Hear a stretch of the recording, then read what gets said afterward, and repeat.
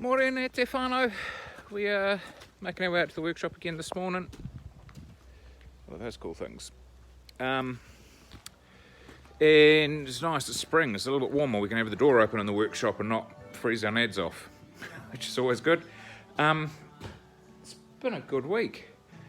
Let's talk through each thing. So this, Suzuki got a lot of airtime. I got it going during the week. I think I put a picture up on something, Instagram, I can't remember. So it sort of came in with the kickstart lever was binding. We've also found it's the stuff that happens when you leave a bike sitting for a long period of time. The biggest problem we had was with the carbs, and we're still fighting through it. A lot of winds and a lot of stuff, silly stuff, which is just eating a lot of time, like the rubber seals that sit on the top of the carb slides. I'm assuming they got replaced with something which was rubber but not petrol resistant rubber, because they turned to goo. I took a little photo or video, and sent it through to the owner. I'll cut it in here. These are the top of your carbs, and you can see that's supposed to be a rubber seal, which someone's put some generic rubber, not petrol resistant rubber, in there. So the whole lot is melted. As you can see, it's just worked its way down the slides, or the shafts that operate the slides. And that kind of stuff, that was like frickin' road tar that didn't want to be dissolved. I tried to wash it in petrol and it didn't want to come off. So anyway, finally got that lot clean, and I've got new parts coming from England for that. One of the other things I found is that the bronze carb floats, these damn things. One of them, which one was it? That one. Can you see the front of there? They've got cracks across them. So this damn thing, if you listen to it, you can hear fuel sloshing around in it. And that was sitting low, and fuel was just constantly pouring into the engine through that cylinder. So it turns out someone at R2 in New Zealand they're a wholesaler, a two-stroke vintage enthusiast, and had a whole bunch of the stuff. So we got new floats, we got new float needle kits, and stuff, rebuild all the rubber stuff to rebuild the fuel tap, and it was all just in New Zealand. So that's all here, that's all in the carbs already. We're just waiting on those bits from England, and this thing will hopefully have its maiden voyage again. So, and we got chain and sprockets and just all those kind of consumables that you just need for any bike. What else? This here, I don't know if I've talked about this much. I'll spin you around. So this is a project that I'm doing with a friend. SS180 engine and Quattrini 232, but the 232 was never designed to have a reed intake, but the casting was there for it, just hadn't been finished machined. So guess what we did? We've machined that, we've mounted the intake on from the 172 kit, and the other cool thing we're looking at doing, so this is your average crankshaft for an SS180. Now, geeking out, that there is the pin that goes through the big end, obviously, and it is 18.5 millimeters in diameter, and a PX one, and also a Yamaha RD one, critically, a 22 mil. So I've taken a set of webs to an engineer friend and said, can we bore this out to 22 mil, but we'll also do it offset slightly further out, and we'll make a stroker crank.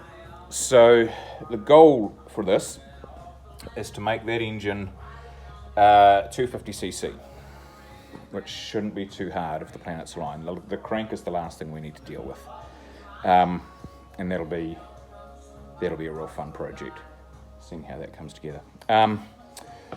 What else? Oh, this thing.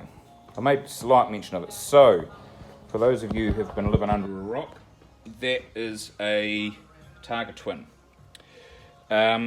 So this arrived, this is going in the green bike that's outside. My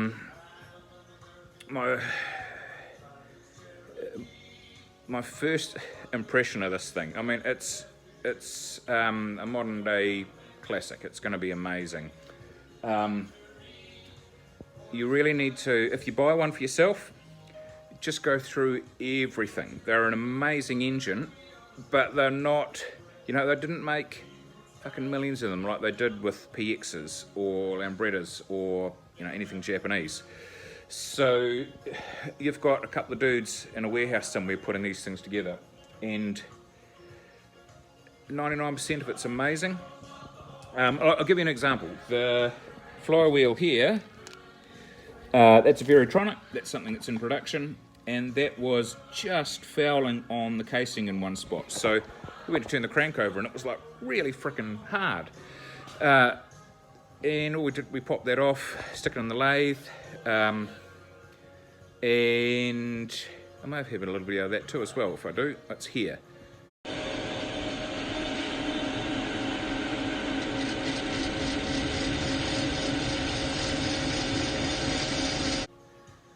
Good luck.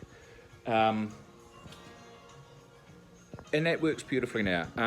We also went in the side and put in an LTH clutch. From my understanding, I quizzed the owner on it. It's just like, why do you even want to do that? The LTH clutch is the best there is, so he wanted that in there. It's like, cool, so we did it. Took a little bit of machining work, which I'll show a photo of here. Nothing like machining brand new parts. Expensive brand new parts that you don't know if you can get more of. So anyway, that's worked. That's at a point now where we've put 2 temp sensors.